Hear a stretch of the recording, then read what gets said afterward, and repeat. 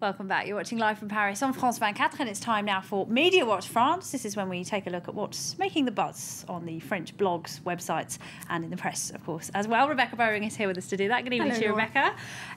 Now, we're starting with a former ally of President Sarkozy who's managed to get himself suspended from the ruling UMP party. What's happened there? Well, he's turned out to be a little bit of a rebel after all, Laura. Let's have a look at this article, which is on the website of Libération. You can see him there on the right, Pierre Charon, versus Chantal Joanneau. I'll tell you about that in just a moment. He used to be a communications advisor to Nicolas Sarkozy, so he was almost like a right-hand man, a spin doctor. Now we could say there's definitely been a communication breakdown between the two. And what he did this morning, which got him automatically suspended, was to submit a kind of dissident list of contenders for the elections coming up for position of senator on the 25th of September. That's because he doesn't like the list that exists already. Now, who should be on top of that list but the lady on the left, Chantal Joanneau? She is, of course, the French sports minister. And he made a statement about her that hasn't gone down very well on either the left or the right for various reasons. He said this: whether on the mats, and he's making a reference to the fact that she is a karate star, and she actually won the World Championships for France 12 times, or in the bed, she's always at the top of the list. Now, what could he mean by that? It's a rather tawdry remark, harkening back to some rumours that were circulating, unfounded rumours, that she might have had a little fling with Nicolas Sarkozy. 12 times karate champion, and he wants to get into a dispute with her. I wouldn't Very if I were strange. him. Doesn't No, sound like the it's kind of definitely person not a you good wanna mess with, idea. So he's been slated for misogyny, and also he's obviously a big embarrassment to Nicolas Sarkozy. He's trying to present a united front for the UMP as the presidential elections approach. All right, now another one Sarkozy has to worry about is Laurent Lenne. He won the equivalent of Big Brother here, right? Now he's got lofty ambitions. He wants to take on Sarkozy in the next election. It's about time we had a wacky candidate, isn't it? It is. It reminds me a bit of Michel Martelly in Haiti, although, of course, he did get elected. He won, he was a singer, obviously a charming man. Lenne is hoping to be a similar kind of figure on the French political landscape. Now, he was in Secret Story 2, as you say, it's like Big Brother. He cast himself as the role of the priest, because everybody has a kind of characteristic, and he is a devoted Christian. And he has announced his desire to run on the website of the Nouvel Observateur. And basically, his idea is that he's running against the political classes. He wants to be cheeky. He wants to get up their noses. And he knows that it's pretty unlikely, because you have to have 50 signatures of elected individuals to even be able to take part. And that's not an easy thing to do. But nonetheless, he's not cowed by that. His policies include budget transparency, which I suppose is appropriate at this time, better sharing. He's quite lefty. He wants to levy a 5% salary tax on those earning more than 15,000 euros a month to sort of spread the wealth.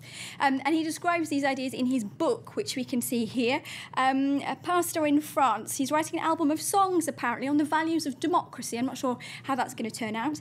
And he's a bit bling-bling like Sarkozy, it has to be said.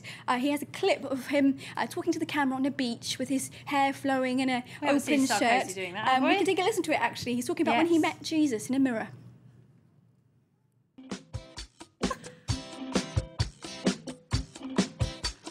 Je l'ai rencontré un matin face au miroir de ma salle de bain. Il était beau et chic. Était-ce bien catholique? All right, it's like a religious Peter Andre or something there, isn't it? All right, let's move on now, because there's some people in the north of France, right, and they don't want this new film to go out. Why? Why is it so controversial? That's right. It's a film that's opened in cinemas today. It's called Présumé coupable, or Guilty, and it's actually about probably France's best-known miscarriage of justice, the Outreau case. And it goes back to 2001, when a gentleman called Alain Marigot was actually arrested along with 12 other people and his wife on suspicion of paedophilic crimes which he'd never committed. And the film is about the hell, really, that he suffered when he was faced with a judicial system that's so impersonal and so overpowering, and he went to prison. He lost everything. He was a bailiff with a wife and kids, and he lost everything.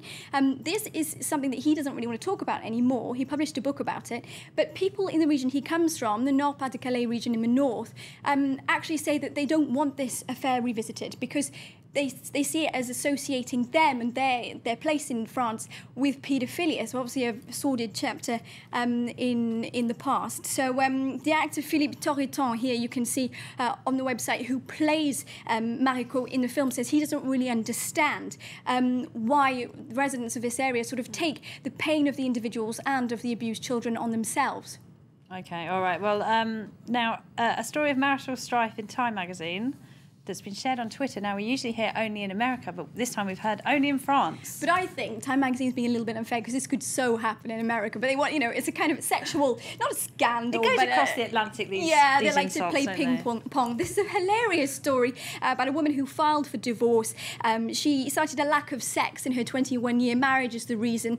And apparently her husband, he said it was due to tiredness and poor health, that he wasn't really performing very well. The judge in Nice came down on her side, said yes, it was her ex-hubby's fault, granted this divorce, and she got herself a nice tidy 10,000 euros in compensation for that. So go égalité des sexes. Nice, okay, good stuff. Is that fair? I don't know. What do you think? Why don't you let Rebecca know on Twitter? What's your address, Rebecca? It's R. Bowring Journo. Okay, great stuff. All right, that's it for Media Watch tonight. I'll be back with the headlines in just a moment. I will leave you with web news.